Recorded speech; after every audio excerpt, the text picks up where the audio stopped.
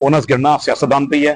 हमारे सियासतदान देखें 2006 में दो पार्टियां इकट्ठी होगी नहीं चले, उनका मफाद था, उनको पता था पड़ेगा शहरों को बढ़ा नहीं सकते, तो हमें इकट्ठा होना पड़ेगा। सियासतदान को इकट्ठा होना पड़ेगा और सियासतदान को ईमानदार होना पड़ेगा। जब तक पाकिस्तान का सियासतदान ऑनेस्ट नहीं होगा, देखिए ये मैंडेट था पीटीआई का, टू बी ऑनेस्ट, ये फॉर्म 47 के थ्रू उनसे उनका मैंडेट छीना गया। अब उसका क्या हुआ, क्या इससे इज्जत कमा ली? जो हुकूमत आप कर रहे हैं वो भी आप डिलीवर नहीं कर पा रहे। आपने हुकूमत तो ले ली और इक़्तिदार भी आपके पास नहीं है। कमाल की बात है, हुकूमत आप ले जाए और इक़्तिदार में भी नहीं है। और क्या हो रहा है, जुमला है कि हुकूमत है और इक़्तिदार भी नहीं है आपके पास। और फिर क्या हो रहा है कि तमाम जो बुराइयां उसका ओनस आप पे गिर रहा है। ये कोई भी हुकूमत हो, मरकज की हो या पंजाब की हो, आप लोग क्या करेंगे, फिर घाटे में रहेंगे इन दी एंड, क्योंकि पॉपुलर पार्टी थी मुस्लिम लीग नवाज, और मुस्लिम लीग नवाज की पॉपुलैरिटी का ग्राफ अब गिरे जा रहा है। और आप देख रहे हैं आगे जो साल आ रहे हैं वो मरियम नवाज और हमजा शहबाज, इन लोगों ने ये पार्टी संभालनी है। क्या ये मियां नवाज शरीफ साहब की तरह पार्टी चला सकेंगे? जब ऐसे हालात होंगे तो बेहतर यह है कि लोगों तक इख्तियारात दें, लोगों को डायलॉग में एंगेज करें। लोगों को जो राइट है अगर उनको मिल जाए, चलें अमेरिका जैसे मुल्क में भी कहते हैं धांधली हो जाती है, लेकिन कम से कम इस कदर बदबूदार धांधली नहीं होती कि जिसमें आप क्या करें कि लोगों के दिल में इतनी नफरत आपने पैदा कर दी है,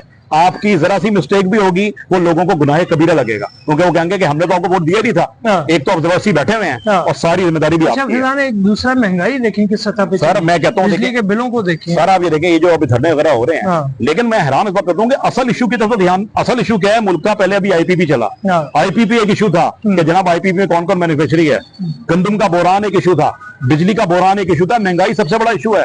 इस तरफ ये 3, 4, 5 दिनों में अब उससे बात नहीं हो रही, अब धरनों पे बात हो रही है, कभी जमात इस्लामी के धरने बात हो रही है, कभी टीएलपी के धरने बात हो रही है। ये कोई लोगों के अंदर लवा तो नहीं पक रहा है, ये किसी ने खुदा ना खासा? सर मैं अल्लाह रहम करे बताऊं आपको, देखें बहरहाल आप नहीं रोक सकते अगर अवाम का समंदर कभी निकल आए ना।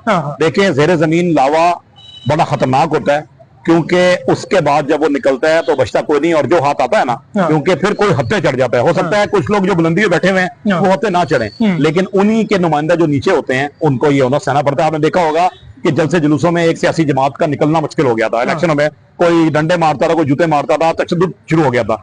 ये टेम्परेचर तभी कम होगा, मैं फिर कह रहा हूं कि लोगों को एंगेज करें, स्टूडेंट यूनियंस को बहाल करें जेन्युइनली, ये नहीं कि बस बहाल आपने कर दिया, वहां पे इंतखाबात कराएं, वहां पे पता लगे कि जनाब स्टूडेंट पॉलिटिक्स क्या होती है, लोग वहां से निकले उस नर्सरी से, फिर वो लोकल बॉडी में आए, लोकल बॉडी की नर्सरी से वो मेन स्ट्रीम में आए। जब तक लोग आएंगे नहीं मेन स्ट्रीम में, जब तक लोगों को आप उनके इख्तियारात नहीं देंगे, उस वक्त तक लोगों का टेम्परेचर कम नहीं होगा, पाकिस्तान के हालात बेहतर नहीं होंगे, और फिर क्या होगा, सिविल वॉर की कैफियत आपको नजर आती रहेगी। अच्छा जी, बहरहाल इस आज की जो हमारी गुफ्तगू है उसका जो कर्स है वो यही है कि अगर लोगों का टेम्परेचर कम करना है तो उससे ही हालात बेहतर होंगे, और टेम्परेचर किस तरह कम करना है ये हमारी गुफ्तगू से बेहतर वो लोग जानते हैं जो मुक्तदार हैं, जो ताकत में है, वो समझते हैं कि टेम्परेचर को किस तरह नॉर्मल करना है, किस तरह मामला को हैंडल करना है।